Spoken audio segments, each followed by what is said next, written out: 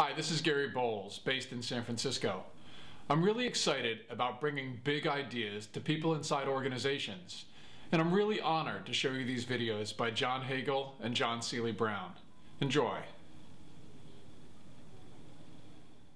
I think that's a key difference, and something that certainly I run into a lot is people will tell me, well, wait a minute, there's the telephone, there's the steam engine, there's electricity. We've gone through huge disruptions in the past, but I think what you're hitting on is this key point that those were punctuated disruptions where you quickly stabilized and people had a chance to then innovate around it.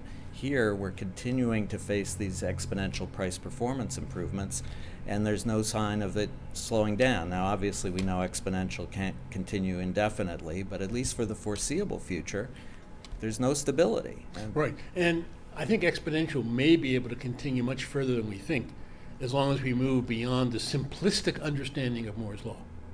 Because Moore's Law talks about the number of transistors we can put on a surface of a chip, blah, blah, blah. What we're finding now, Moore's Law constantly defined is slowing down, so what do? We go to multi-core architectures. What do we do next? We're going to go to many-core architectures. So we change the underlying architecture in coordinates with the laws of physics as we compress those. So in fact, I'm not even going to get into quantum computing at the moment. Right. But the fact is that we see no reason for Moore's Law poetically interpreted, not literally interpreted, to slow down in the next probably 20 or 30 years. It's beyond our imagination.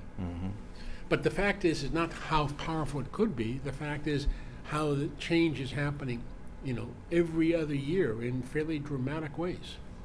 And what we really hit on in the shift index that we developed and the notion of the big shift is this convergence. On the one hand, we've got these new technology infrastructures that are literally unprecedented in history in terms of that exponential improvement. Those are combining with a long-term public policy shift towards economic liberalization.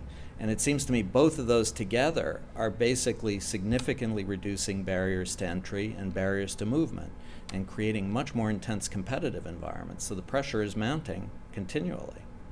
And we don't see any reason for that to change. Right. I think that's so true. And it's interesting to think about this push for absolute performance. If done right, spurs on innovation. Yes. But if done wrong, kills innovation. Right.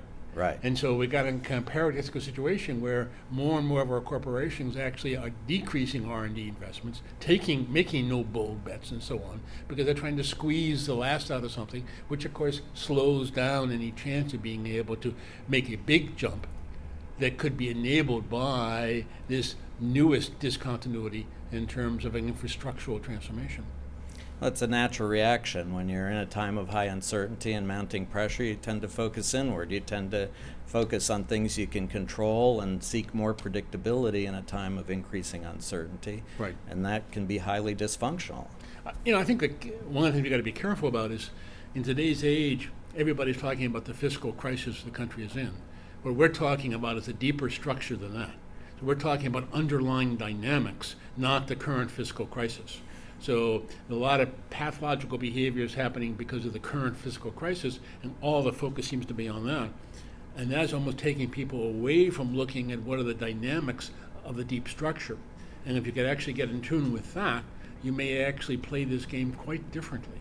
That's a great point. I think one of the risks here, again, although it's quite understandable, is we are in a time of an economic downturn. There is really significant decline in demand in markets around the world.